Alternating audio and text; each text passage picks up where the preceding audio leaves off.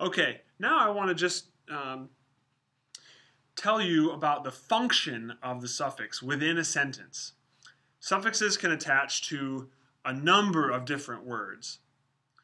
They can attach to verbs, they can attach to prepositions, they can attach to nouns, they can attach to infinitives, which is a kind of half verb, half noun sort of thing. And so they can attach to all kinds of different words. And depending on which word they attach to, that is the function, that determines the function of the suffix within the sentence. So real briefly, I'm going to probably leave the screen here for a second, but I'll write these down for you. Number one, hopefully you can see this. Yeah. If a suffix attaches to a noun, it is possessive. Possessive. The suffix tells you it is my chair, my table, my house, my wife, my land, my whatever, or your heart, right? From the Shema, from last week's verse in the Shema. Ve'ahavta et Adonai Elohecha bechol levavcha uvchol nafshecha uvchol meodecha. The repeated cha is the suffix. Your heart, your life, your might, your God. Or from the very first verse of the Shema, Shema Yisrael, Adonai Eloheinu. Eloheinu is this right here. Nu, our God, right? These are possessive pronouns because the suffix is attached to a noun. Okay, so when a suffix attaches to a noun, the noun and suffix become a construct. The two form a construct. And so you'll often see the noun moving into its construct form, which is to say, the vowels at the beginning of the word shorten. If it's a feminine, which means a feminine noun that ends in a comet's hey, that comet's hey will turn into a patach tav.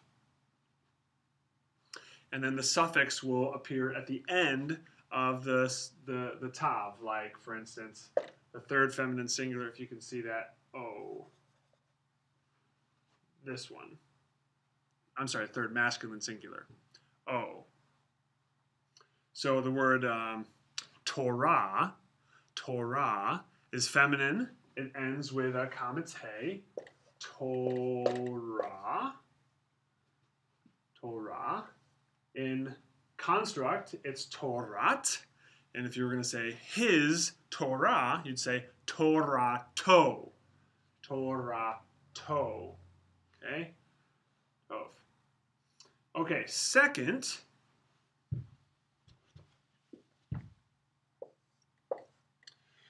a suffix can attach to a preposition.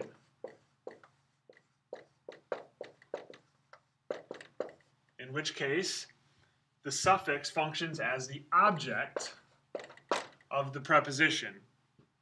If you're not familiar with prepositions and their objects, review the chapter in the textbook and the material online for the preposition. Review the relevant material in the recommended text, something like Learning English Grammar to Ace Biblical Hebrew or something like that. Or just do a Google search for what is an object of the preposition. That will help you understand what I mean when I say the object of the preposition.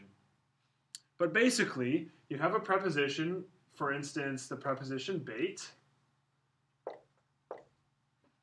The preposition bait is in, on, by, with, when, through, against. It can mean just about anything you want it to. Or, I should say, just about anything the context determines that it would mean. It's a very flexible and fluid preposition. But if you attach, say, the third masculine plural suffix to it, you end up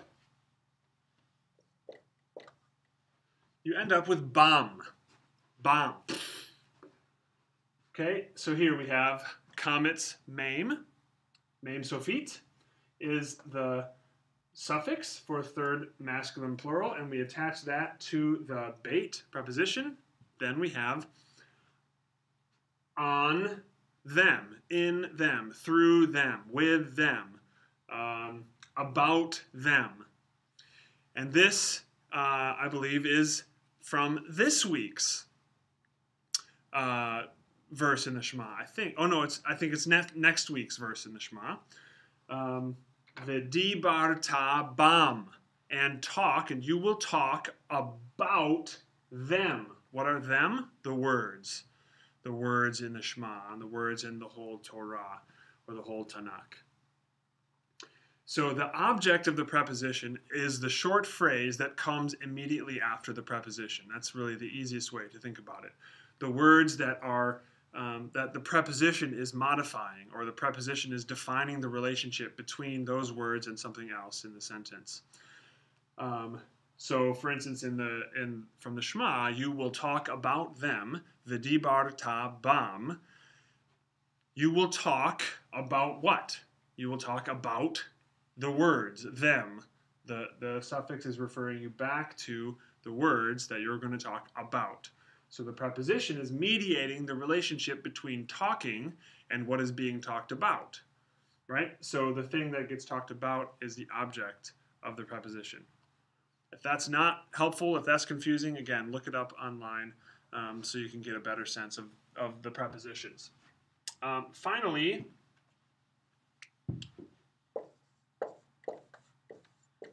suffixes can attach to verbs,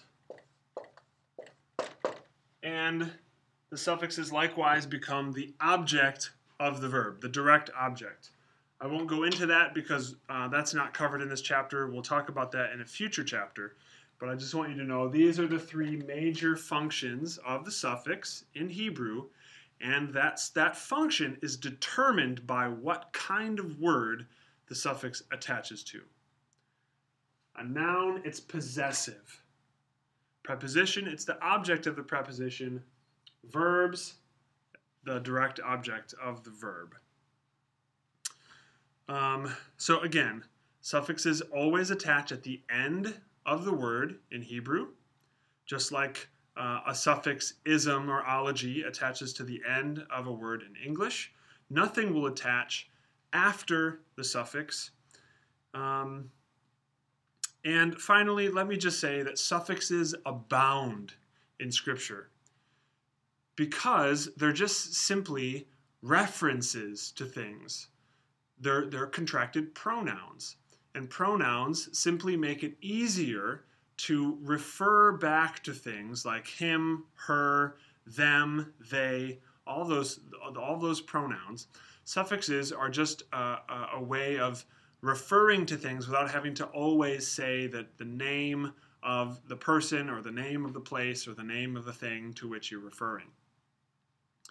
And so, for instance, in the Shema, I put this on the notes and explanations page. I don't recall how many, but there's something like 25 or 20 suffixes in 6 verses.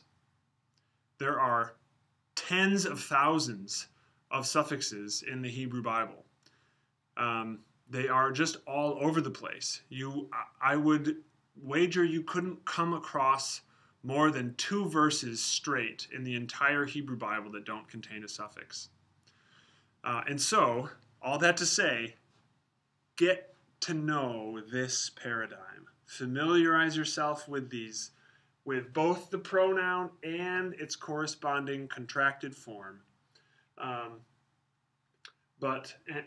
know not only the sound of the pronoun, not only how to pronounce this pronoun, but who in the world, in actual reality, does ani refer to? Ani, they're not just symbols and things representing sounds. They actually represent a lived reality. And ani represents moi, right? Me. As does ni, right? So get to know this really well. That can only help you. Pronouns are the backbone of the Hebrew language, particularly the Hebrew verbal system, and also the suffix system. So I can't encourage you strongly enough to spend the time you need to spend with it to really internalize this chart and this paradigm and these various functions of the suffixes. So go to it.